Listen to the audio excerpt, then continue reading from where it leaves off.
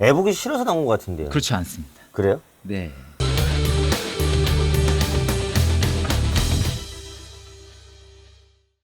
인천투데이가 새롭게 선보이는 방송 인투TV 오늘 두 번째 시간 되겠습니다. 첫 번째 이야기 손님으로 제 옆에 면 전문 기자, 육아 전문 우리 유병희 기자 나오셨습니다. 반갑습니다. 안녕하십니까, 유병입니다. 8월 15일 날 제가 광복절 취재 때문에 전 나와 있었는데 사무실 출근하시더라고요, 어제요? 갑자기 오후에. 밀린 기사가 있어서 예, 그래요? 집에서 쓰려고 하다 보니까 네. 좀 애 보기 싫어서 나온 것 같은데요. 그렇지 않습니다. 그래요? 네. 그 같이 사시는 분 제가 잘 아는 형수님이신데 잘 아세요? 어떻게 아시죠? 몇 번 뵀는데 애 보기 싫어서 나온 거 아니에요? 아닙니다. 아, 그래요? 네. 알겠습니다. 육아에 최대한 네네. 육아 전문 육아 전문 우리 유병희 기자 모시고 사실 이분이 강화 전문입니다. 좀 계속 강화를 거의 샅샅이 다지고 있는데 이번에 들고 온 주제도 강화 얘기죠? 맞습니다. 어떤 얘기를 좀 가져오셨죠? 그 젊으신 분이 그 화문석을 명맥을 잇겠다고 네. 직장도 그만두고 네. 부모님이 하시던 걸 이어받아 하시는 그 화문석 일을 하고 계시는 강화 인터뷰를 하고 화문석이 왔습니다. 화문석 특산품이죠, 강화. 맞습니다. 네네네. 특산품이라고는 하는데 네. 사실은 요점만 말씀드리면 네. 인터뷰 과정에 이분이 화문석이 강화도의 특산품이 맞냐 네. 의문을 던지고 있었어요. 특산품이 맞냐, 이게. 네. 특산품으로는 지정이 돼 있긴 한데. 지정도 모르겠습니다. 그냥 그래요? 불리기는 특산품이라고 하죠. 하는데. 우리도 많이 알고 역사적으로도. 예. 근데 이제 실제 대우는 과연 그만 합당한 대우를 받고 있는지는 그렇습니다. 좀 서운하다. 뭐 이런 그런 얘기를 거네요. 하셨습니다.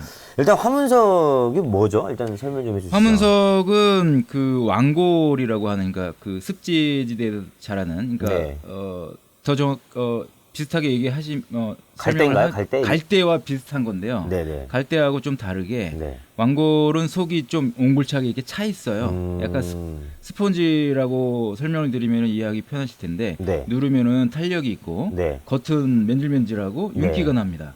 그리고 대가 질겨서 화문석 같이 이렇게 돗자리를 짰을 때는 굉장히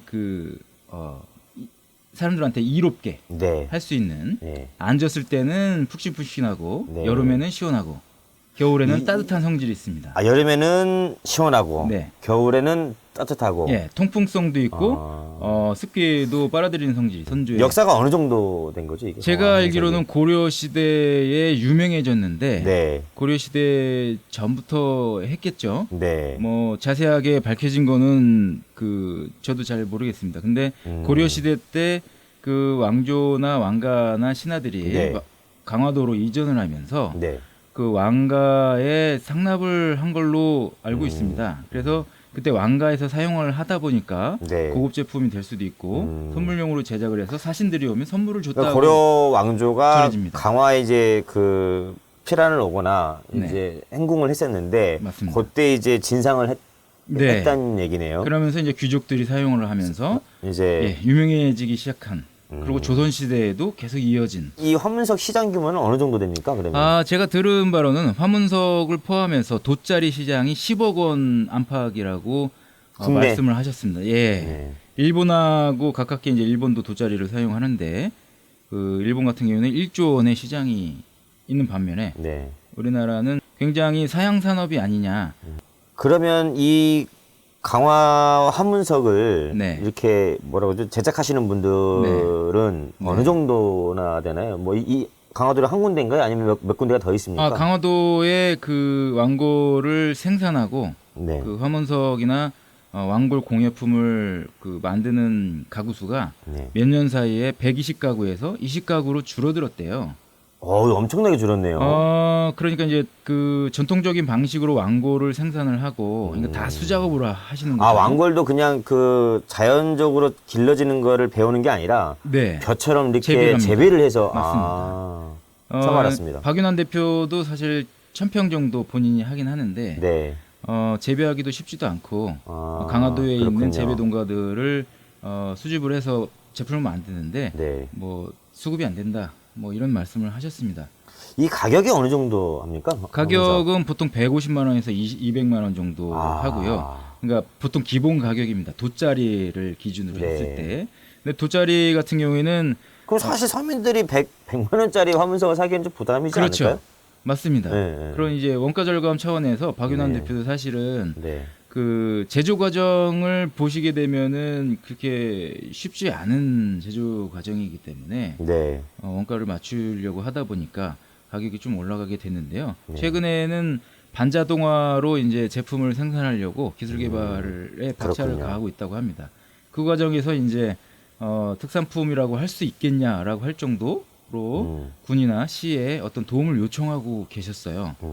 왜냐면은 개인의 물론 개인 상업 활동을 하시는 거기 때문에 개인 영역이기는 할 수 있는데 화문석 같은 경우에는 강화도의 자랑일 수도 있고 특산품이고 더더군다나 인천시의 자산일 수도 있는 것이죠. 그러다 보면 개인의 영역으로 치부를 했을 때는 특산품이라고 해서 자랑을 할 수 있는 건 아니지 않겠냐. 왜냐하면 이게 이제 생산하기도 어렵고 점점 이제 생산하는 가구 수도 줄어들다 보니까 박윤환 대표는 이런 말을 했어요. 나중에 되면 박물관에서나 볼 수 있는 거다. 이렇게 되면 그래서 이걸 좀 진흥시키고 발전시킬 수 있는 지원 방안을 좀 강구해달라고 네. 군이나 시에 계속 얘기를 하고 계시답니다. 네, 알겠습니다. 뭐 잘 됐으면 좋겠고요. 네. 강화만 주로 취재를 하시는데 네. 강화에 땅 보러 다니시는 건 아니신가요? 그렇지 않습니다. 그러지 않습니까? 사실 뭐 네. 살러 가려고 네. 강화에 그런 살아보려고 거죠. 네. 알아보려고는 했었는데요. 네네. 네, 강화에 그렇게 살아보고 쉽지는 싶어서 않았습니다. 네.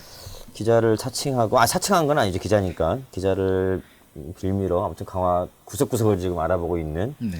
유병희 기자였습니다. 고맙습니다. 다음에 또 강화 얘기로 한번 또 뵙도록 하겠습니다. 감사합니다.